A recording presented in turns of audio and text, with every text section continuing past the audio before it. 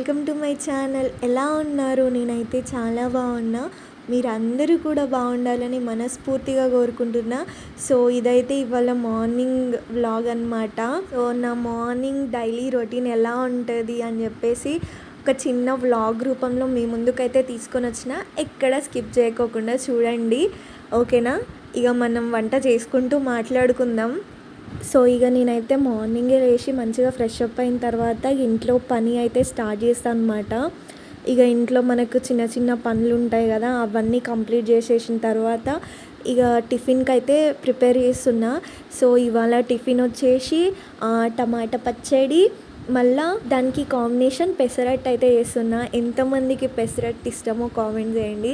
నా ఫేవరెట్ అనమాట పెసరట్టు ఉప్మా. ఇక రెసిపీ గురించి మాట్లాడుకుంటే నేనైతే చాలా సింపుల్గా చేసేస్తాను. ఫస్ట్ కొంచెం ఆయిల్ వేసుకొని కడాయిలో పచ్చిమిర్చి ఫ్రై చేసుకోవాలి. తర్వాత అదే కడాయిలో మళ్ళీ కొంచెం ఆయిల్ వేసుకొని టమాటాలు, కొంచెం పసుపు, కొంచెం ఉప్పు వేసుకొని మంచిగా ఫ్రై కానివ్వాలి.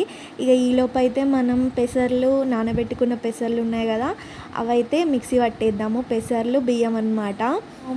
మార్నింగే ఇట్లా హెల్తీగా తింటే డే అంతా కూడా యాక్టివ్గా ఉంటాం కదా. నాకైతే మంచిగా అనిపిస్తుంది ఆ రోజు మొత్తము ఇట్లా హెల్తీగా తిన్నప్పుడు. ఇట్లా పెసర్లతోని, జొన్నలతోని కూడా దోశలు బాగుంటాయి.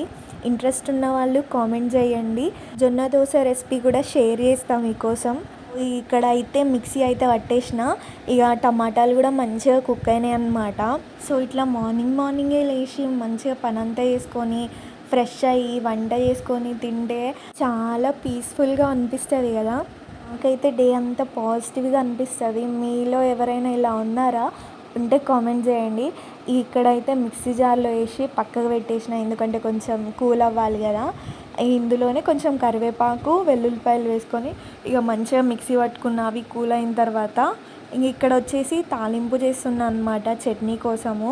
ఇక్కడ నేను అదే కడాయిలో కొంచెం ఆయిల్ వేసుకొని ఎండుమిర్చి, వెల్లుల్లిపాయలు, తాలింపు గింజలు, జీలకర్ర వేసుకొని అవి మంచిగా ఫ్రై అయిన తర్వాత మనం మిక్సీ పట్టుకున్న చట్నీ అందులో వేసుకోవడమే, అంతే. ఇంకా చట్నీ అయితే రెడీ అయిపోతుంది. టేస్ట్ అయితే చాలా బాగుంటుంది.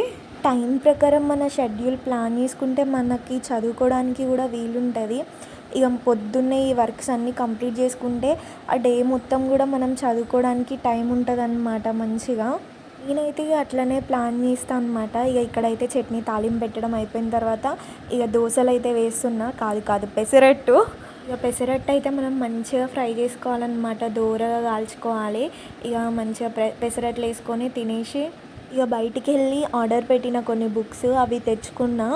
ఇక చదువుకోవడం అయితే స్టార్ట్ చేసిన అనమాట. ఇక ఇవాళ వచ్చి పాలిటీ చదివా అనమాట.